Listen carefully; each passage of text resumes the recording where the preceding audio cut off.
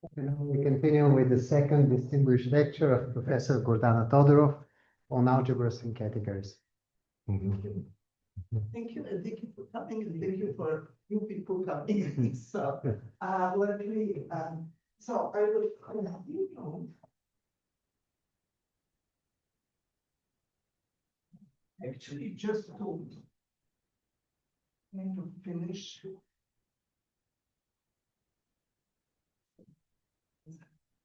The thing that I didn't state last time. So last time I defined, okay, for people who are, I'll try to mention things from before. Okay, so last lecture, I talked about representations of simply laced quivers. And then I also talked about representations of valued quivers, which are like B and C and G, like that. So I will state the theorem now. Then after that, I'm going to describe how one associates algebra to such a quiver, how valued quivers. So I'll concentrate a little bit more on valued quivers today. And then we will associate modulation corresponding to variation, how you associate algebras to that, and then about Auslander writing quivers. And so I will kind of go more to that. But the statement that I didn't make last time, which was the theorem. So I stated Gabriel's theorem, right? Gabriel, so everybody knows Gabriel's theorem, which says that if you have a simply laced quiver, it is of representation finite if and only if it's thinking quiver. But that is only for simply laced. So I like to put I'll write the whole thing in Gabriel, and I also like to put it louder, you know.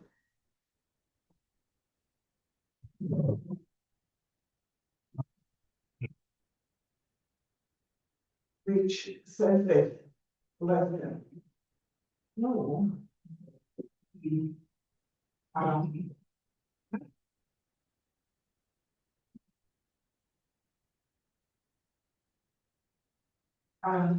it is simply laced, in which case we don't have to have out the modulations. Simply laced, in which case no modulation, or value quiver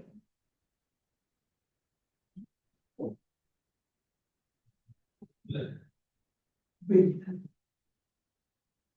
admissible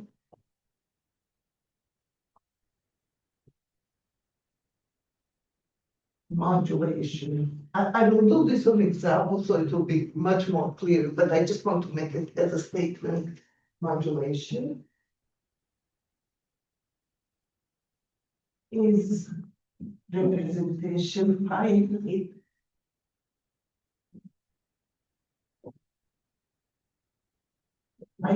meaning only finitely many indecomposable representations apply. Isomorphism if and only if U is A, B, C, D, E, F, or D. So A, B, and E are the simply laced quivers, and these are, I mean, we just had even wrote all the quivers here, so I don't need to write them. Okay, so Gabriel's theorem says that if it is simply laced, then it is one of these AD. And then Ringel's theorem says that also if we have a valued quiver, we can put modulation, which I'm going to repeat again. You can put modulation and you can look at the representations of this modulated quiver, and it will be of finite type if and only if it either falls into the simply laced or it is B, C, F, and G, exactly ones which were listed here by Eva. So, so that's the first part of the theorem. And the second part is really fits perfectly now. B is that there is the bijection, in each case, the bijection between in the composal of representations Q and positive roots.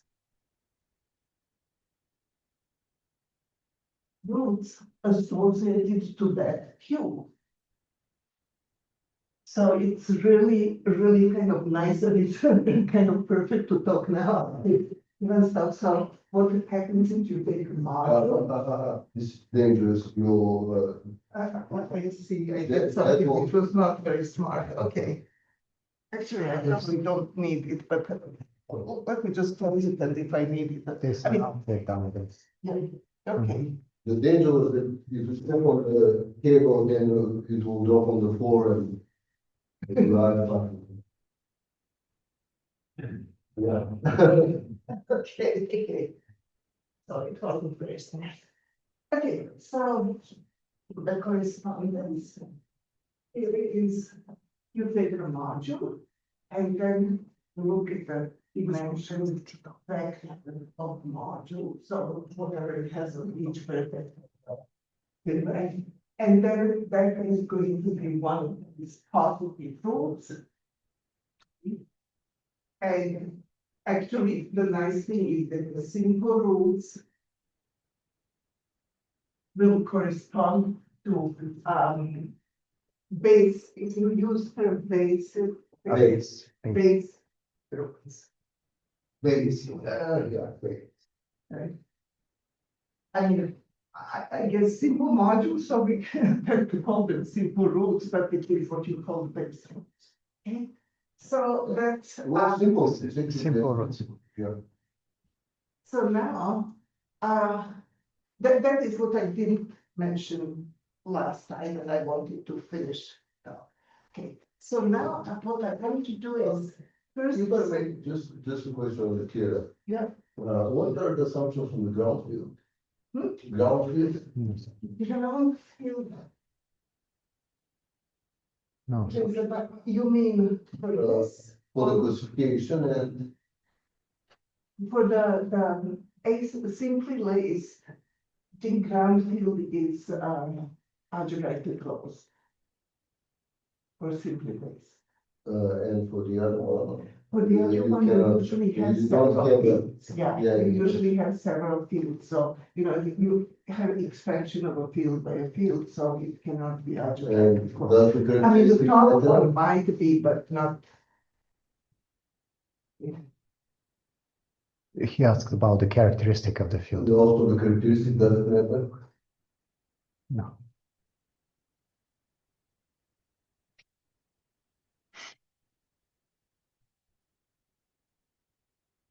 No, I don't remember precisely stating in which case that case is, that is important and in which case it was not. I should check that. I'm sorry, I don't remember. And the last thing is for the bijection. For the projection, oh, for this part, Yeah. probably, I imagine that one, I don't, we can talk about that later, I don't know. Yeah. Okay, so we can test that. Okay, so now.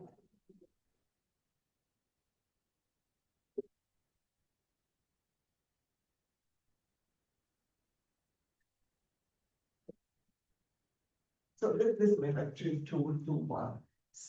Okay, 2, 2. Okay, so now first I want to look at the simply ways. Oh yeah, and I should say I'm always assuming, which I didn't try, that it is acyclic and binary. And I want to associate, and I want to take a field K, and let's say K is algebraically closed, and I want to associate that.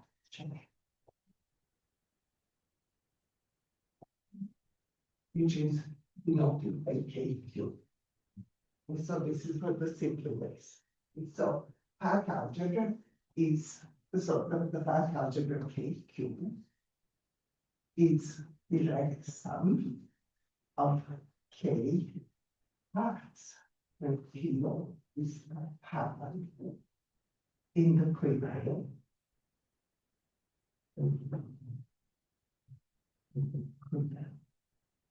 So when I say path, I mean oriented path. And I'm using quiver, so it has to be oriented, so it's quiver and it's oriented path. And multiplication, so addition is clearly just in, but then multiplication is a concatenation of paths.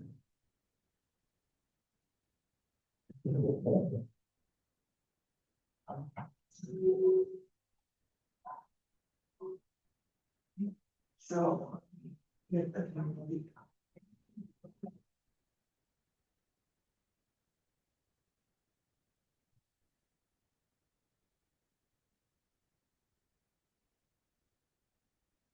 So I will do the example. Algebra, so I'm figuring that this is so high. So I'm taking 1, 2, 3, and I'm taking this to be alpha, and this to be beta. So we have paths. So there is also what I forgot to mention the special path. People call it lazy path, and I don't like to use the term lazy path. And what is the other word that people use for path at the vertex? Just trivial path. Okay, I like that word. Okay, so we have for each vertex there is trivial path.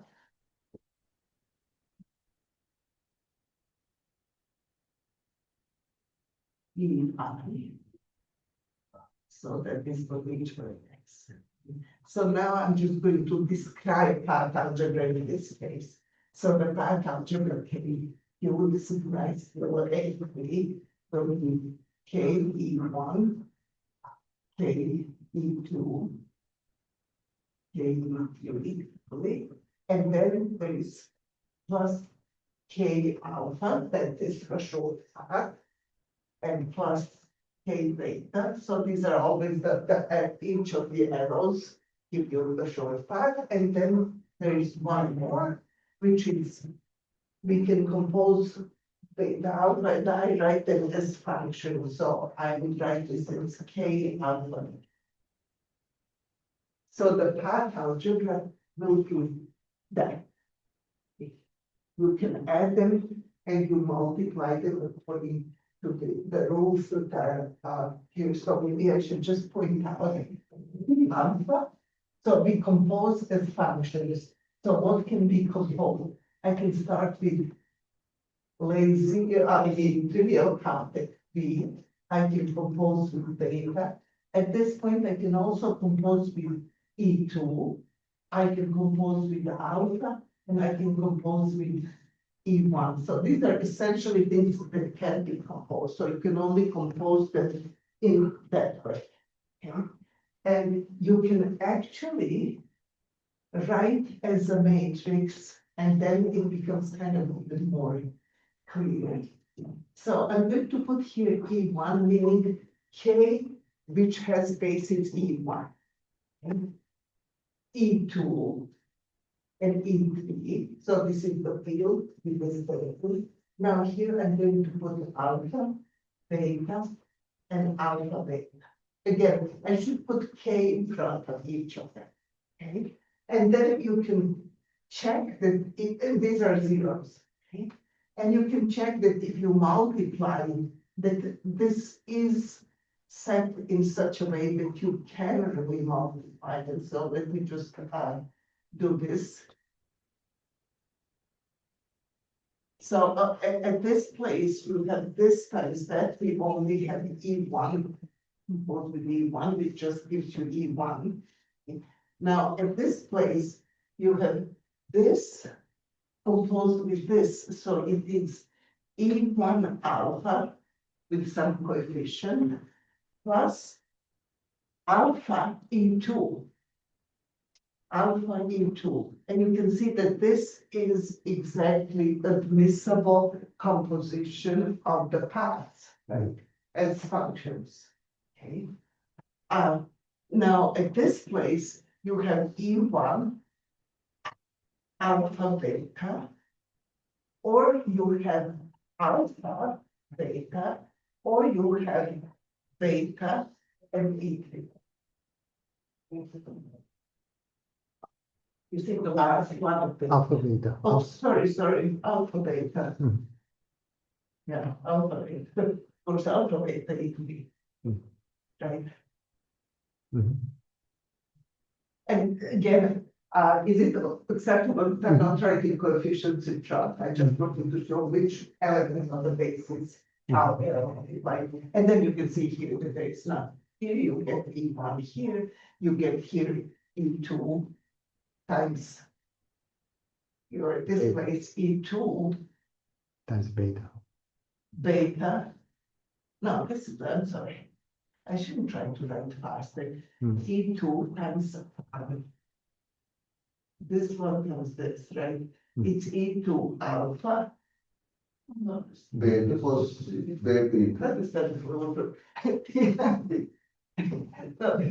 okay, this is just oh, I'm in this place. Okay, I was at wrong place. Yeah, so this is E2 beta. I was E2 beta, right, and plus beta E3. Whenever I'm close to the board, I don't see things. So the point is that yes, you can multiply. So typically, I mean, I wrote here actually what is basis for each of these, but typically you would just write that KQ is equal to K, K, K, 0, K, K, 0, 0. Okay. And this would be kind of a short way of writing without really writing what is on each. Okay. And if you have this KQ, when you have algebra, you can find projectives, right? So if I want to see what is Q1 for this algebra, I can take KQ and times idempotent E1, which is just going to give me K 0, 0. And for P2, I can take KQ equal and get KK 0. And finally for P3, you get KQ E3 and you get KKK. And okay, so these are the three projectives that you can get. And I just want to repeat, when we have a quiver, how you construct projective, which is what I said last time. Projective at 1, you just follow paths. Projective at 2, you follow paths. And projective at 3, you follow paths, right? So we already described last time that P3 was, this is now from last time, you take K at the vertex 3, and then you follow the path. P2. You take K, and looking like that, it is, and P3, oh, P1 is this one, right? So this is as representations, that's how we describe projective. This is how we have when you have a simply laced quiver to find a projective, you take a point and then you follow the paths out of that point. Is that okay? Okay, so this is your captain here. Okay. And I just kind of showed that this corresponds, if you create that algebra, okay, so this is the definition of path algebra. Here we have path algebra, right? Here is path algebra written in a nice way as a matrix so that you can use matrix. And from a matrix, because I'm looking at left modules, I can see projections by multiplying matrix with the idempotent and columns become projections. And that's exactly what I got with the columns that we projected. And that matches what we did on representations. Okay. So that's kind of summary, a little bit summary, a little bit not summary. Okay, so now I want, because I said, oh yeah, one more thing that I want to say here. We also have, this corresponds to root alpha 1. I mean, this one corresponds to root alpha 1, this corresponds to root alpha 1 plus alpha 2, and this is alpha 1 plus 2, alpha 2 plus alpha 3, which is exactly this dimension. So maybe I'll also point out here the relation with roots. So this is dimension vector is 1, 1, 1, and of course, this is the dimension vector. And for the roots, this corresponds to alpha 1 plus alpha 2 plus alpha 3, because we are in A3, right? This is 1, 1, 0, alpha 1 plus alpha 2, and this is 1, 0, 0, and that's root. Okay, so that's the correspond. There are also the other modules which are not. Okay. Okay, so this is in simple. Okay. Now I want to do the same thing for the value. Okay, so that I can get the V and so on. So let me just do this and then. Okay, so now at this point, I want to start with value. Reverse. And I will do only with large values, so when you have a value paper, so example of value paper will be on this case. And it has numbers like that. If there is nothing on the edge, that means it's 1, 1. And then in order to have complete valuation, you also have to put numbers here which satisfy the property that this product is equal to that. So this is F3 has to be 2, and F2 is 1. So I need F2, this that F2 is 1. And this times that is this, and because here is 1 and 1 will be 1.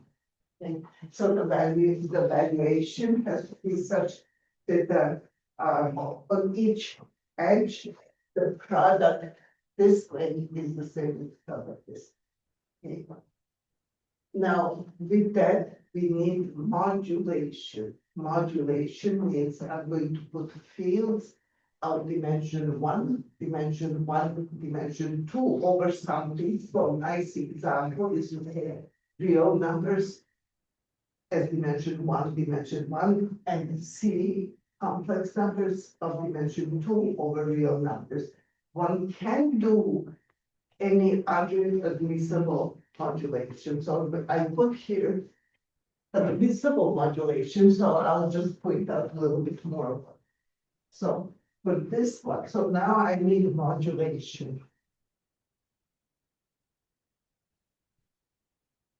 Because on simple rates, everything is K, everything is the same field and you don't have to move. Okay, but here we have modulation. Okay, so I have to, for this vertex, I need field of dimension 1. So I am going of dimension 1.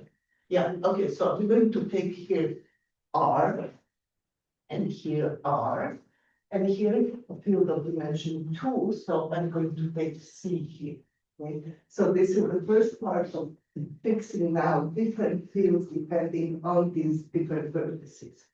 And then we need bi-modules. So here I need a bi-module, which on the right side is C bi-module, on the left side is R bi-module. Okay, and then we need also the dual bi-module here, but right now I will use. And now here, because we have R, this bi-module is just R, so I don't, it will be just the same as the single is. Okay. So now I want to describe what are the projections. So what I'm going to do, I'm going to describe this part first, okay? Then after that, I'm going to talk about path algebra, but instead of path algebra, we will have tensor algebra. And after that, I'm going to write the matrix form. Okay, so I'm going to do all of this, but I think maybe this is the first one I want. Okay, so P1, but yeah, I forgot to wait for my this is I always do this. Okay, so P1 will be just as in the other case, you just take field at that point and zero everywhere, so P1 is easy. P2 is you take appropriate, you see, you have to use to get representation, you have to take here real vector spaces, and complex vectors. So representations now are not vector spaces over the same field, but you have to do it appropriately. So now P2, I will start at vertex 2, and actually this looks just like simply laced, so there's nothing much more complicated for P2, so this will be R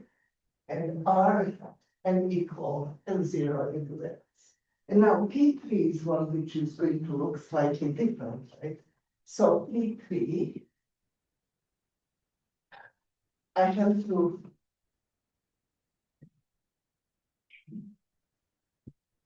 start at vertex 3. At vertex 3, I have vector space, complex vector space, so I will see. Now, when we have simply laced case, we would just take path, follow, right? We would just see at 3, I take K, and then at next K, so you just kind of follow in the same field. But now I cannot just say I just follow in the same field because the representation has to be vector space over R and vector space over R. But that's why I have this bi-module.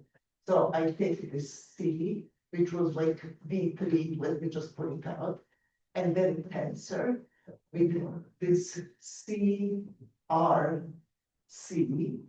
This was my bi-module 2, 3. This here. So I tensored, and then I actually take this for the projectives. I take exactly what I get. So this is C tensor C over C, right? So it is C, but at the vertex 2. So this is C, but at the vertex 2, I want it as a real space. So it is actually R2. So this map here, which is actually identity, but it is identity not from the equivalent identity on P3 tensor with the bi-module. This is this map P here. And then after that, this is the standard R2, so just in time. Okay. So these are now the projections. So this is this part done in a modulated case. So now I want to replace path algebra. So now we are not going to do path algebra, but the most natural thing is you do paths. The only thing is you tensor it with bi-modules. Okay? So the path algebra, so let me define formally the tensor algebra.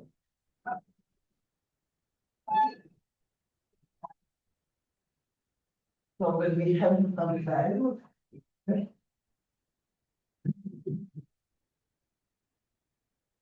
so I'm starting with Q I should say, but actually not just varied, but modulated. Okay, this is modulated.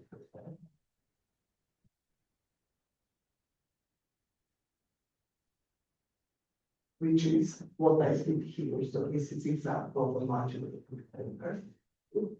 Then first you take sigma to be the product of all f(i)s of all f(i). So in this case, it is sigma is R product R product C. And then you take M to be the sum of the bimodules, sum of all the bimodules Mij, where there is an arrow from J to I. So in this case, I have from 1, 2, so my M will be M1, 2, this is for this, and plus M2, 3 for the second arrow. So this will be, so this going to just, okay, so this M is M1, 2, I said it should be just R plus, and here it will be C, but you see C, I'm going to look at this as R on the left side and C on the right side. So it's a bimodule, and R is just R. And now I can move it up, right?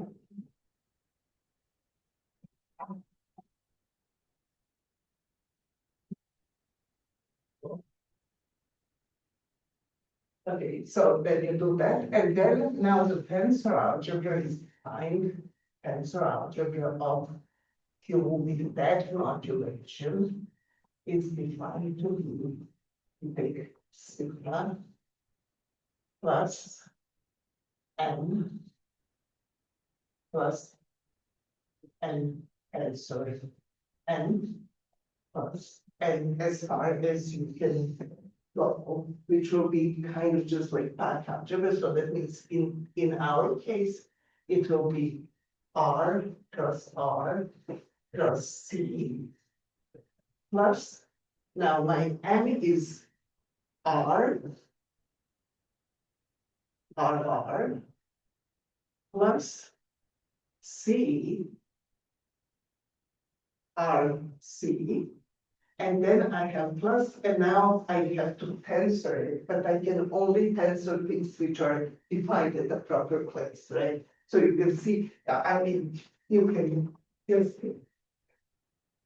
you know, this is 1, 2, and this is 2, 3. So you can see that the only thing that you can really tensor is this M1, 2 with M2, 3, right? I mean, it happens that I have too many R's here, but you know, you just have to pay attention which R I'm talking about, right? So it will be, this place here will be R tensor with C, but this is over R. And then the outcome is RC. Right? So when you tensor it, you are going to get C on the right side is C, and on the left side is R. So this is this tensor. Okay. And now I'm going to put it in the matrix. And matrix, I'm just going to do exactly what we did here. Except instead of alpha, I will have R, and instead of beta, I will have C. So the matrix now will be R and 0, 0, then R 0. I could write appropriate things. And here I will have C. Now here at the next place, I will have R squared. And then at the next place, I will have R. See, this tensor here this final thing that you do here, you have this C, which is, as an R module, it's R squared. So, and then you can check if it's written like that, you multiply and you see just as you check here, you check that everything works. And you can also see that P1 is just as we described, P2 is just as we described, and P3 is as we described.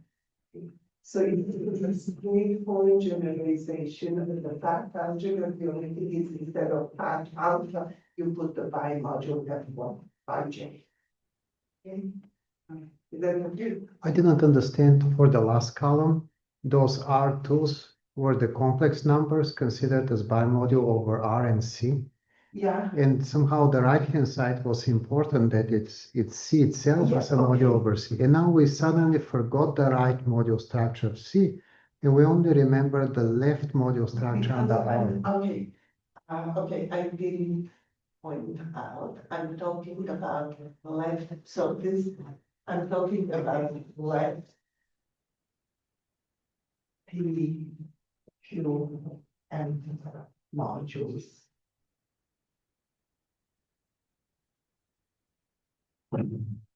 So because you're looking at left PQ and modules, then you look at it this way. If you were doing right modules, you would have to be careful with it. Instead of being upper triangular, it would be lower triangular, as we would be looking on the right. But you see that the first coordinate is actually R on the left side. Second coordinate is also R on the left side. And third coordinate is C on the left side. That's very simple. Yes. Yeah, I have a question, regarding the, algebra. This matrix representation, can we now view this, then the path algebra into the, group algebra, of the finite group generated by Q? I mean, It's a group, can you repeat that? is it correct point of view to view this matrix representation K 0 K 0 K that you wrote on the blackboard as the embedding of the path integer in of the path algebra into the group algebra Into the matrix algebra. or okay matrix algebra, so yeah, it's embedding the matrix algebra. It's a sub-algebra. Okay. Yeah. It's same group algebra, not group algebra. Yeah, it's you can take the finite group generated by paths. Yeah, that's how it would be defined. Yeah, it's a vector space Yes. generated by paths. So it's a billion group generated by paths. Yes. Right? Yeah. Is that what you meant? Oh yeah. Okay. Is that okay so far? Okay, so now, so what do you So what, the next thing that I wanted to talk about is that I think Auslander language proven you please, let me just check if there's anything if I want to solve more time. Yeah. So I'm going to do this question easier. Okay, so I want to talk about now Auslander right and clear. So first I'm going to do right quickly one which we already did many times, but just for the comparison. So here will be, so this is AR equivalent.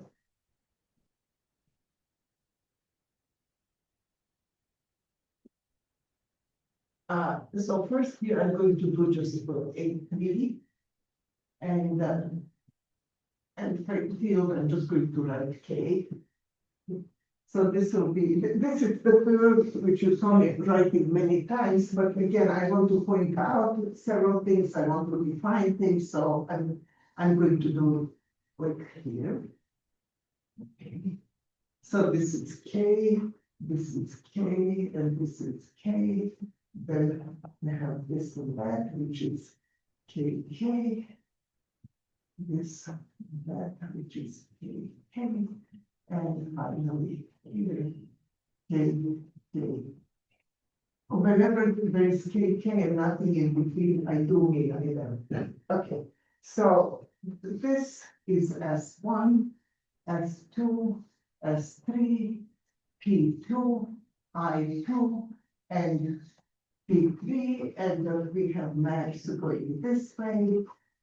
So when I define how you look at the maps of the cleavers, we saw that this is how you can, so this representation maps into this one maps into this one, and so on. Okay. Is that okay? That's from you, right? And then we have indecomposable. So what we have here is indecomposable representations. Then we have irreducible maps, and this time I am going to define them. Irreducible maps. And we have almost two sequences.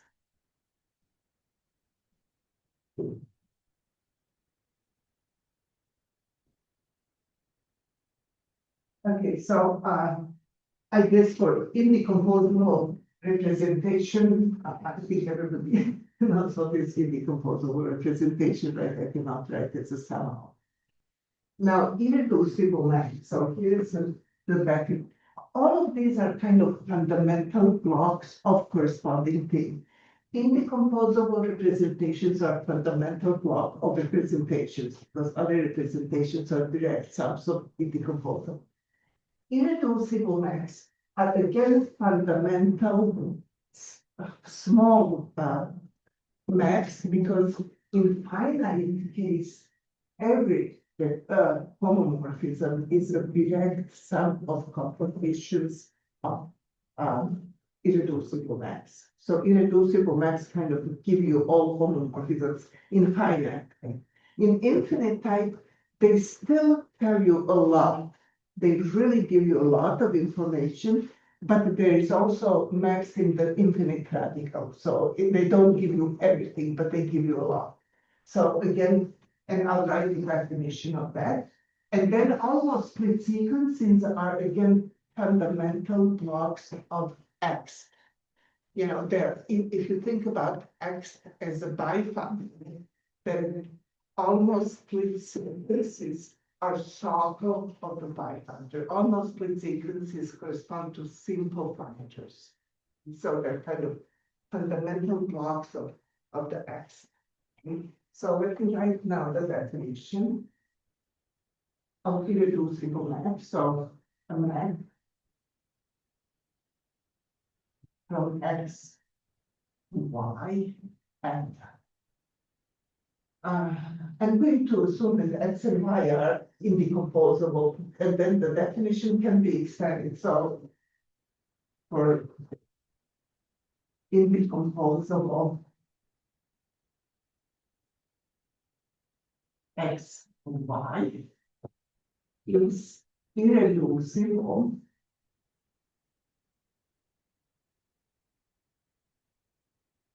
if whenever you have a factorization of F into like this, G and H.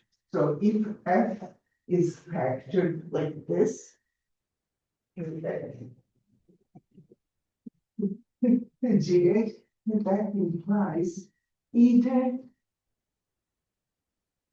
G is split mono or H is split diamond. So essentially, irreducible meant that you cannot factor non-trivial. You can only factor in a trivial. Okay, like here I could put X plus Y. Direct sum of X and Y, and then I would go G to X plus Y, and so but you cannot factor it in a real proper way. Something like short slam. It's a little bit like short slang, like presentation here. No? Yeah, something like that, right?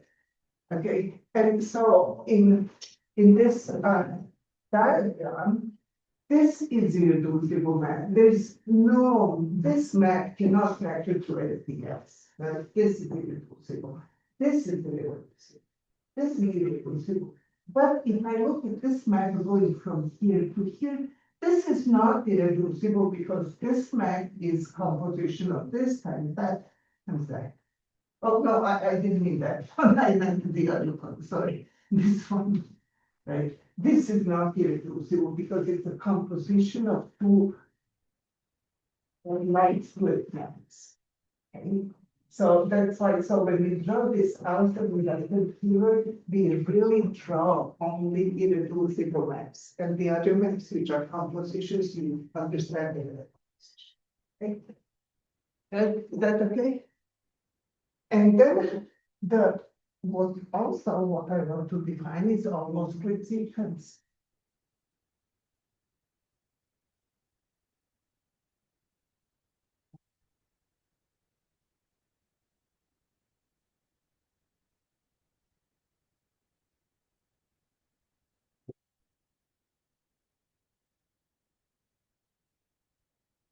Also, people call it Auslander sequence. And that's also interesting term because almost split sequence is the term that Auslander used. And he was very proud of the term. And you'll see when I write the definition why it is really almost split sequence. But then people, wanted to call it Auslander sequence. Okay, so sequence 0 to 8 B C 0 is almost split.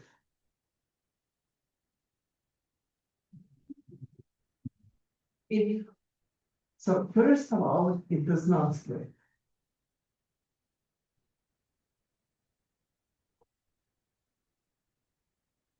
And the second part is given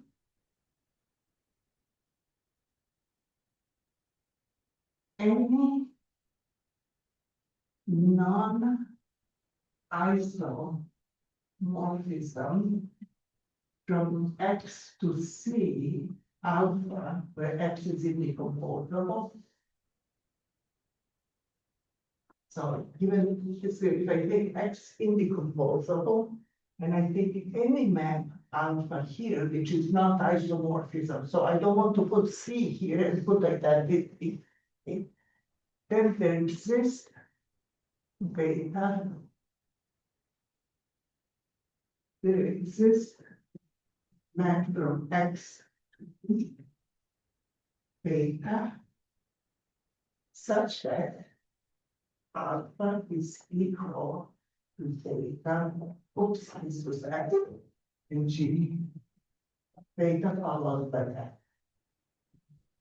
So what it says that any non-isomorphism, if this is indecomposable, if it's not indecomposable, then you say every map which is not a split epimorphism. So it can be stated okay. But it's easier to state for indecomposable X. So if X is indecomposable, then any non-isomorphism can factor through F. That's what it says. For any non-isomorphism, there is beta such that this alpha factors through F. So almost split, but you see that why it is almost split, because if it would have the same property for isomorphism, if it would lift isomorphism, then it would split. So it's almost split. It lifts everything, but the thing that would split it, right? Right, that's exactly what it is. And the part 3 is again, let me just write here, it will be again given any alpha, or let's call it gamma, to y, and if I take y is decomposable, then gamma can factor to g. So it's expansion the other way, so even. Any non-isomorphisms from A, Y, gamma, and the might be composable. This is math from E, Y, delta, such that the gamma factors through G, which means it is equal to G. So that's the almost split, so it doesn't split, but it lifts any map on this side or extends any map except for instant would make it split. Are these the definitions of injective and projective models? Thank you. Okay, so the theorem, yeah. Thank you for asking. Actually, I wanted to talk about this. So, if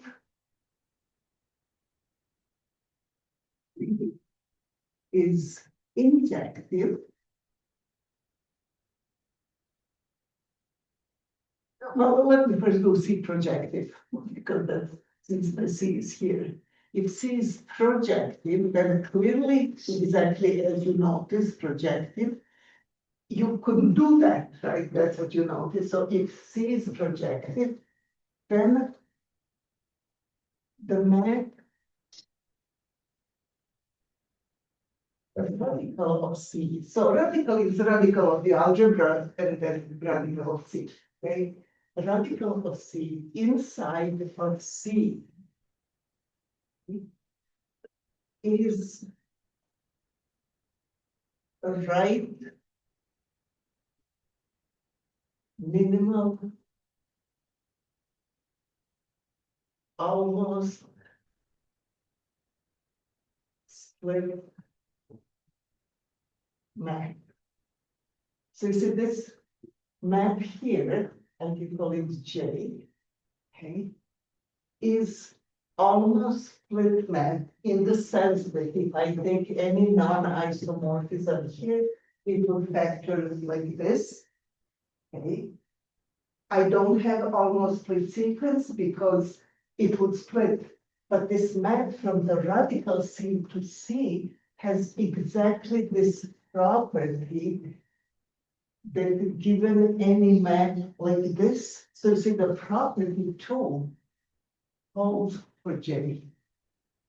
Okay. That minimal almost split, since any non-isomorphism, you can see non-isomorphism from X to C, where X is indecomposable alpha, there exists X2, except now instead of going to B, it goes to the radical of C, such that alpha beta, such that alpha is equal to beta followed by J, right? Okay, so it's exactly because for the projectives, you don't have almost split sequences, then you have this right minimum almost split. It's a map which is coming into the projective, but doesn't have almost split sequence. And actually we have it here. You see, this is P2. And this is P1, which is exactly radical of P2.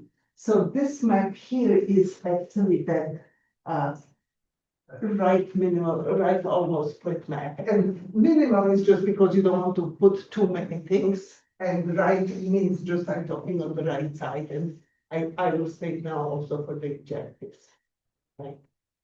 Is that what you C is injective based? C can be injected for this.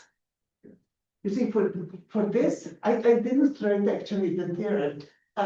Okay, let me just write here for injectives, and then let me write the Auslander writing theorem.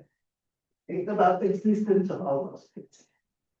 So if you see, if A is injective, that will split. So we cannot have A injective.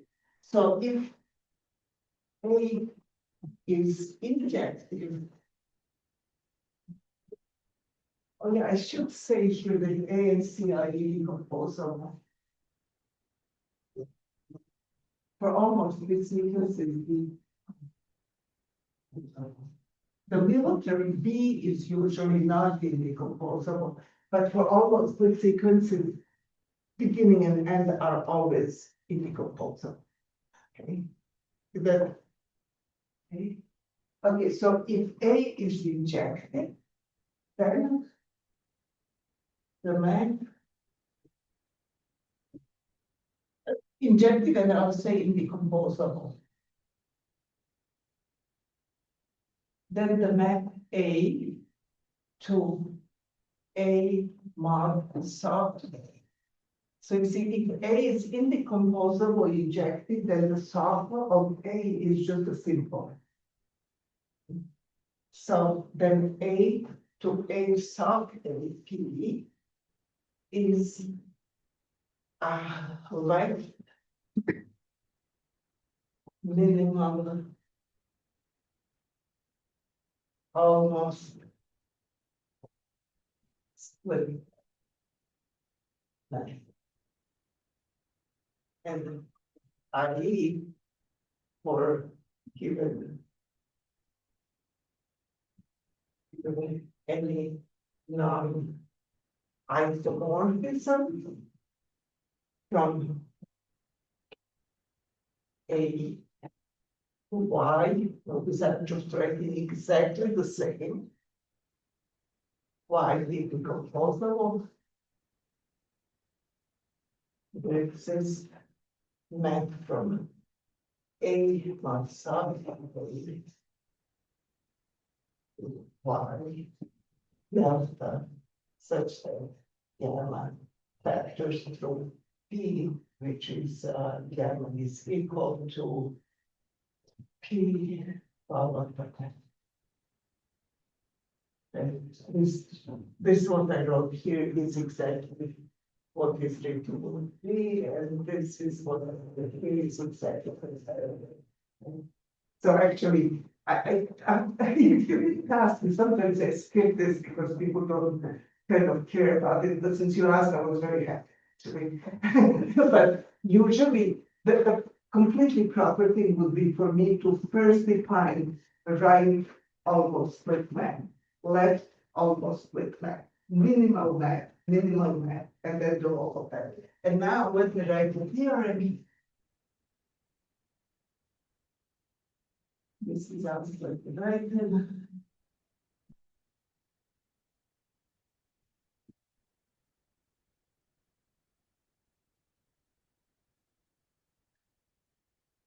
I have to write left one in street.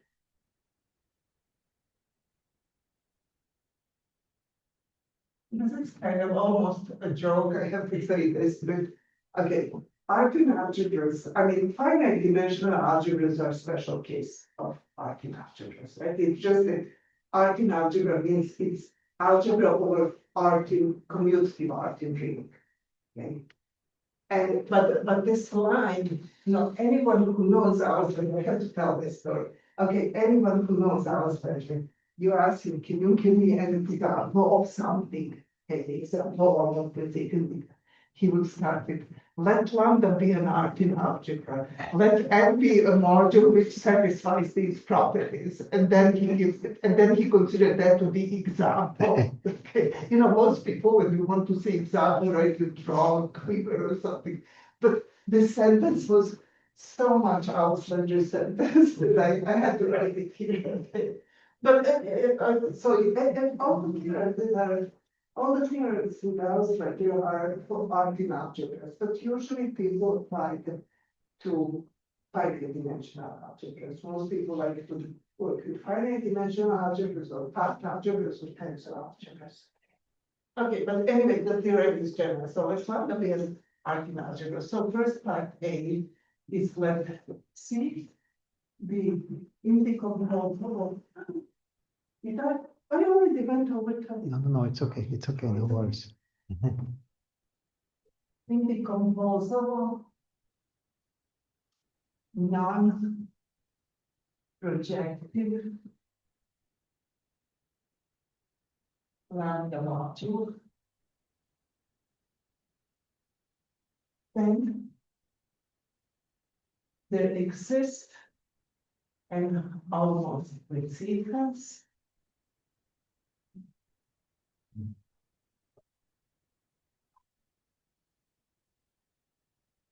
Sequence starting with C and we have A like this and like this.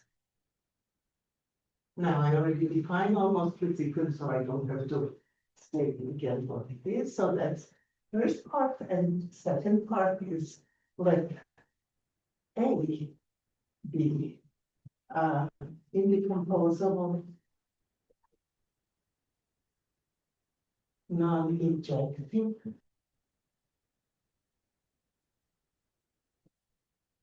lambda module.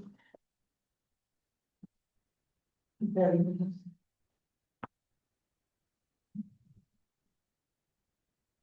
there is this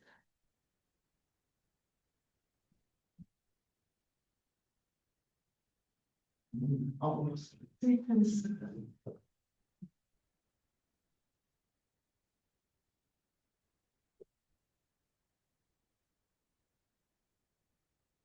You know, A.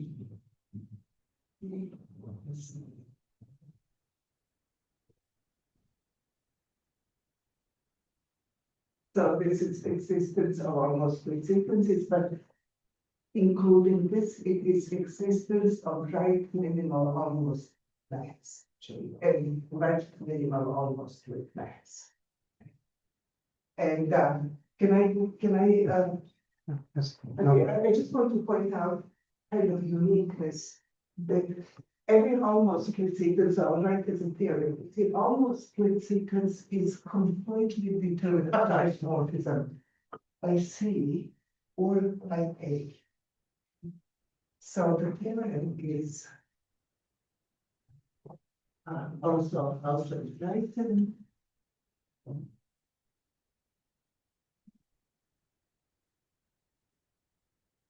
No check.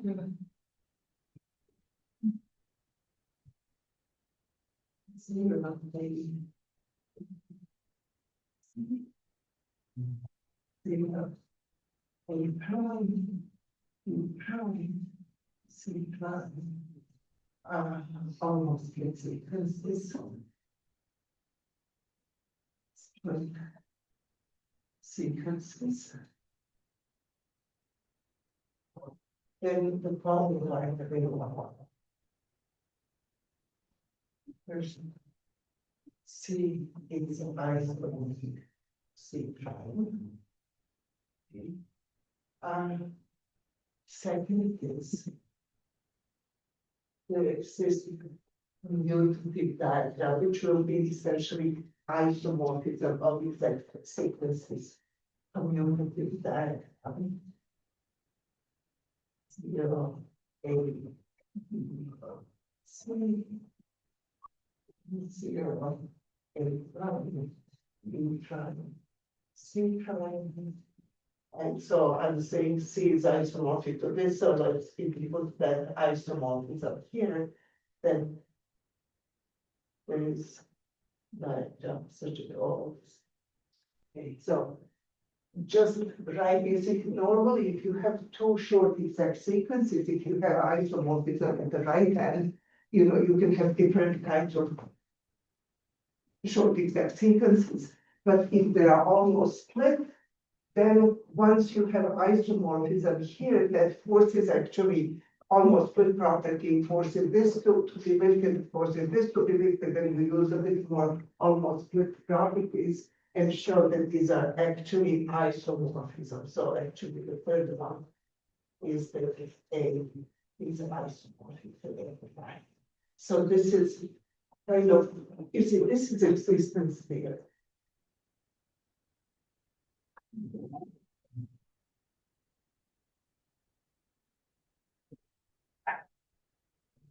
This, maybe I should say ignorance, because it's this and the other two books that I wrote down there about projectives, and this is uniqueness.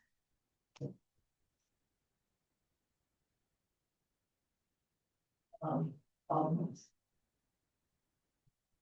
Sequences.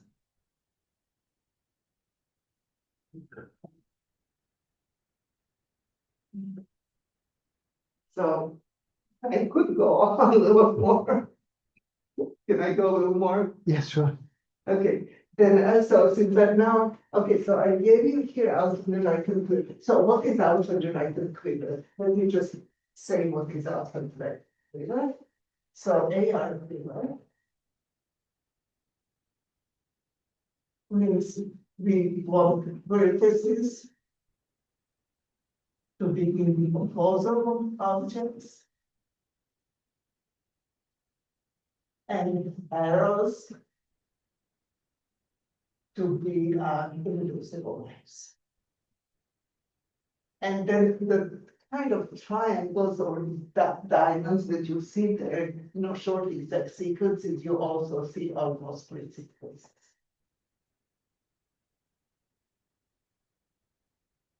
You can see over there. So I want to do this now on B2 and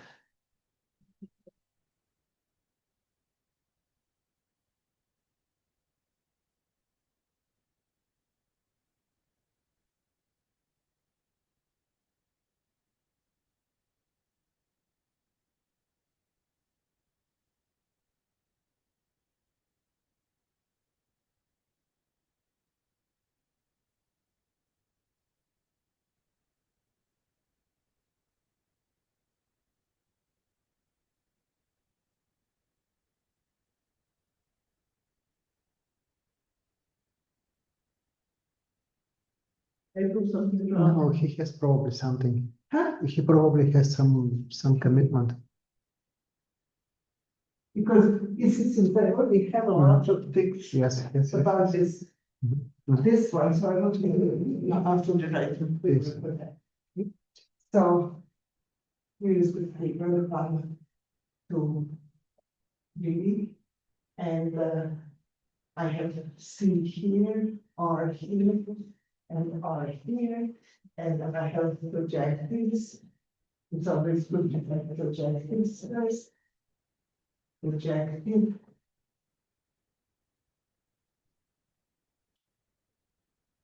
And let's see. R squared and R squared. Right, so this is P1, P2, and P3. Okay, so now.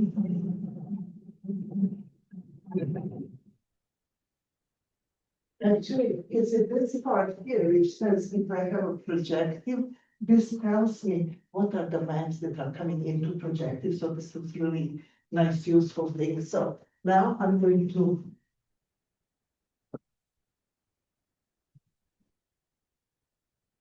So I will write them actually as representations. Okay?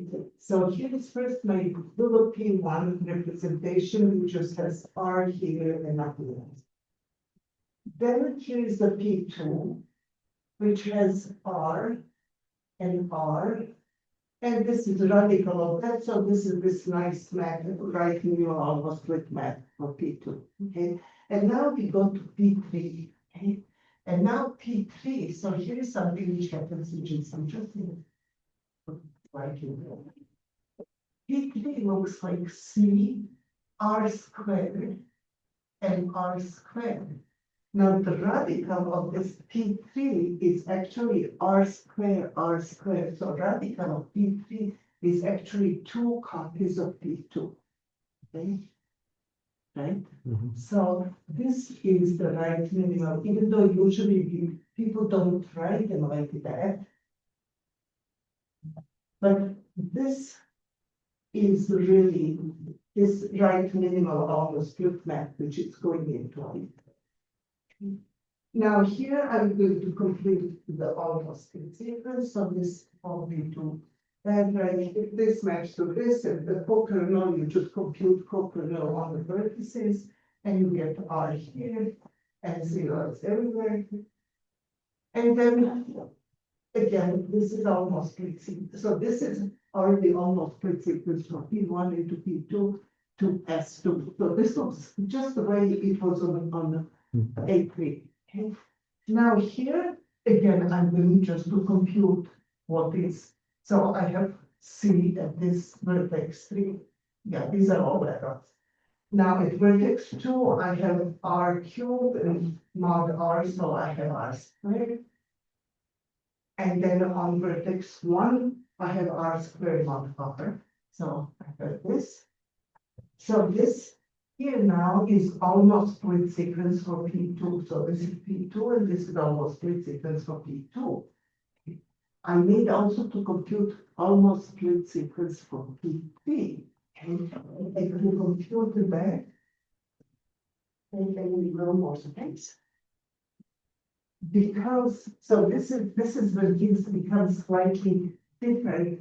You see, I have this is P2 and this is P2. Now for the almost split sequence of this projective, I need to use power inverse of both of these. So I have, because the radical of that, I have 2 copies of that. And then in the almost split sequence of this side, I have to use 2 copies of that. I didn't try to, maybe next time I'll write the formulas. I mean, there are precise formulas which says, you know, you look at the homomorphisms, this to this into radical modulo radical square, and you look at the map dimension over endomorphism here or endomorphism here, and that is what tells me here that I have to take 2 copies. Okay, so I get here R, and 0, and now here is this. Because I just want to compute all the modules and show that these are exactly the figure exactly the rules. And be perfect to use rules also. Okay, so now here I can compute this, which is going to be C R squared R and 1 R. Now here, almost with the to complete this to an almost split sequence, I have C here, R cubed, so gives me R squared, and here I have R squared. Yeah, R squared, yeah, I just have that. Okay. If it is this, just so that it looks complete. Even though I don't need this is the thing that I just repeated here. But I like to see my almost this is complete. And then here is R C. And now here we have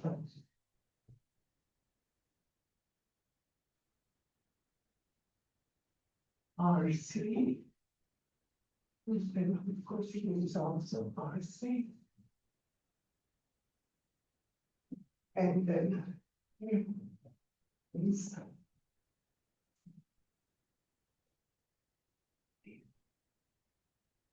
so these are, so notice I did write some of them twice, right? We have S1 here and S2 here, and here is our S3. Then we have P1, so this is S1, and this is also equal to P1. And we have P2. Here we have P3. And now because P3 has radical 2 copies of P2, that's why I'm writing this P2 here. So I'm not going to circle it because it's already here. Then we have this, this, and this, right? So this would correspond to alpha 3. This would correspond to alpha 2 plus alpha 3. This would correspond to alpha 1 plus alpha 2 plus alpha 3. This here is 2 alpha 2 plus alpha 3. This is alpha 1 plus 2 alpha 2 plus alpha 3. Here's the maximum one, which is 2 alpha 1 plus 2 alpha 2 plus alpha 3. This is alpha 2 and alpha 1 plus 1. Okay. So this is actually B. So as I said, in this B3, because of this multiplicity, we have kind of repetition, we have very. Huh? Is it C3? Must be C3, yeah. The highest root. It has one Yeah, the highest. long and two short. No. Too short and one long is C3. Yes. Yeah. Okay, I'll just read it. Yeah. So is it B3 or C3. It's C3. Yeah. There is this. Okay. Okay, so what I want to point out, yeah, there is sometimes multiplicity when we have valued cleavers, sometimes we have multiplicities in almost split sequences, as it happened here. The other thing is that projectives always appear at the beginning, just as it was in the simple way. So the story about projectives appearing at the beginning, projective appearing at the beginning is the same for simple way or non-simple way. These are injectives. This is I1, this is I2, and this is I3. So injectives appear at the right end, just as they appear here in the right hand. Okay. One thing which happens here, we kind of switch projectives and injectives, which, this way, and here we have P1, and here we have I1 in the same orbit, which is different than, you see here I have P1 and I1 in different orbits. Okay, so for AN, the orbit of projective PI and injective II are switched. Okay, but here we have exactly, here is P1 and it goes up to I1, P2 goes to I2, and P3 goes to I3. So that's what I wanted to point out about this one. And yeah, so maybe I should stop.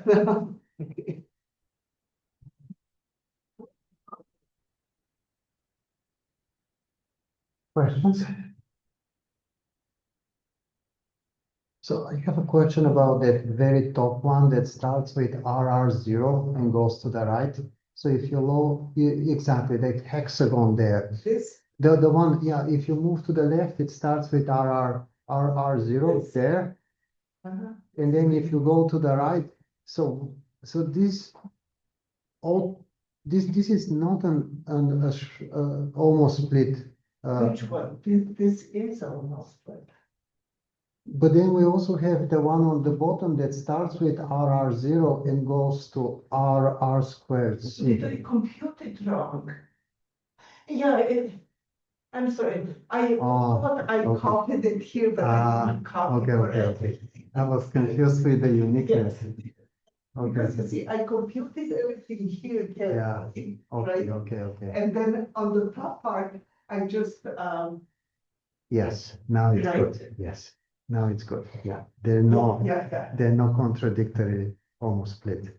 Not exactly. Perfect, okay. perfect. Okay. Any other questions? I spent 1 year in Bielefeld in 1991, and I listened to your name many times there. Was thinking was there. Oh, okay, so. Okay, also part was very often, but now I'm very happy to see you personally. Yeah. Wonderful. Let's thank Gordana for this extremely illuminating.